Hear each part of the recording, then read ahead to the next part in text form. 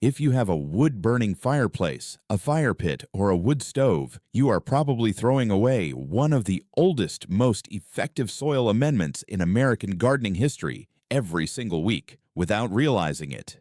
Wood ash. For generations, homesteading families across this country used it to bring exhausted, worn-out soil back to life, long before anyone had ever heard of a garden center or a bag of synthetic fertilizer. Farmers in New England and the Midwest once saved ash all winter specifically for this purpose, treating it as seriously as any tool in the barn. Today, I am going to show you exactly why it works, how to use it correctly, and just as importantly, when you should leave it alone completely, because getting this one wrong can do more harm than good. Let's start with why this matters for a family thinking seriously about food security. Fertile soil is not something you buy once. It is something you either maintain yourself, season after season, or you become permanently dependent on a store shelf to replace it for you. Wood ash is one of the clearest examples of a resource sitting right in front of most American families, completely free, that quietly replaces a chemical product they would otherwise be driving to the store to buy every spring. So what is actually in wood ash that makes it useful? When wood burns completely, it leaves behind a concentrated mix of minerals that the tree spent years pulling up from deep in the soil and storing in its trunk and branches. The most significant of these is potassium, sometimes labeled as potash on fertilizer packaging, which plays a critical role in root development, flowering, and fruit production. Alongside potassium, wood ash also contains calcium, which strengthens plant cell walls and supports healthy root systems, along with smaller amounts of phosphorus and magnesium. In other words, burning wood in your fireplace this winter is quietly producing a mineral supplement that a garden center would otherwise charge you for in a labeled bag. Here is the part most videos skip over, and it is the single most important thing to understand before you use this trick at all. Wood ash is alkaline, meaning it raises the pH of your soil. For a lot of American gardens, especially in regions with naturally acidic soil, like much of the Pacific Northwest, the Southeast, and parts of New England, this is actually a benefit, gently correcting soil that has become too acidic for many vegetables to thrive in. If your tomatoes have been struggling for years despite decent sun and watering, acidic soil is often the quiet culprit nobody thinks to test for. But this same property makes wood ash the wrong choice for acid-loving plants. If you are growing blueberries, azaleas, rhododendrons, camellias, or hydrangeas that you want to stay blue, keep wood ash away from them entirely, because raising the pH around these plants will work directly against what they need to thrive. Now let's talk about how to actually use it. The first rule is about the source. Only use ash from clean, untreated wood, meaning firewood, not charcoal briquettes, not wood that has been painted, stained, or pressure treated, and never ash from a barbecue that has grease, salt, or lighter fluid residue mixed in.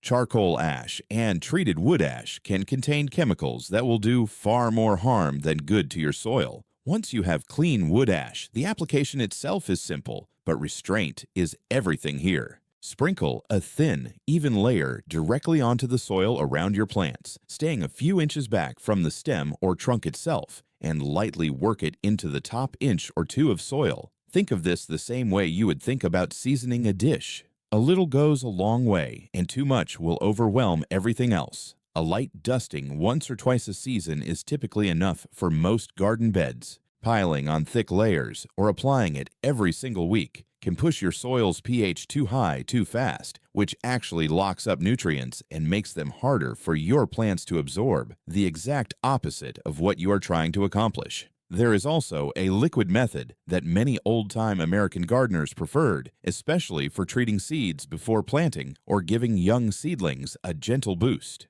Dissolve about 2 tablespoons of wood ash into a gallon of water. Stir it well and let it sit for a day so the minerals settle into the water. Strain out the solids and use the remaining liquid to water your soil directly or lightly soak seeds before planting certain vegetables like cucumbers, tomatoes, and eggplant. This gives you a way to spread the benefit more evenly across a larger area without the risk of a thick, concentrated pile sitting in one spot.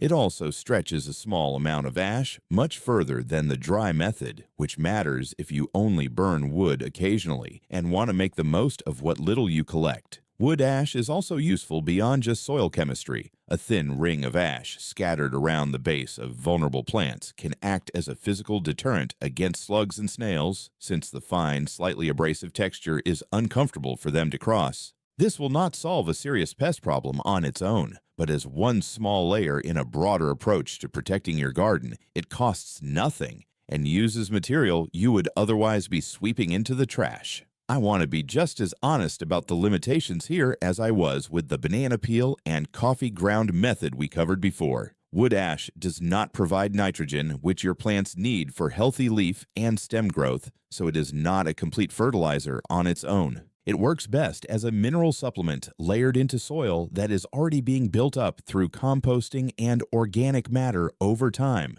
not as a rescue plan for soil that has been completely neglected. And because of its alkalizing effect, it is genuinely possible to overuse this and hurt your garden rather than help it, which is not something people usually say about a free gardening trick, but it is the truth. And this channel is not going to pretend otherwise just to make a video sound more impressive. For most American backyards, especially properties east of the Rockies with naturally acidic clay or loam soil, a modest seasonal use of wood ash on non-acid-loving plants like tomatoes, squash, and most leafy greens can genuinely help bring tired soil back to life over a season or two. It will not replace a healthy composting habit, but it fills a specific mineral gap that a lot of garden soil in this country quietly struggles with, using something you are probably already producing every time you light a fire. Combine it with the kitchen scrap fertilizer method we covered in an earlier video, and you are covering potassium, calcium, and nitrogen using nothing but what your household already produces on its own. If you already have a wood stove, a fireplace, or you burn scrap wood on your property, start saving the cool, fully burned ash instead of throwing it out. A simple metal bucket with a lid near your fireplace is enough to collect it safely between growing seasons.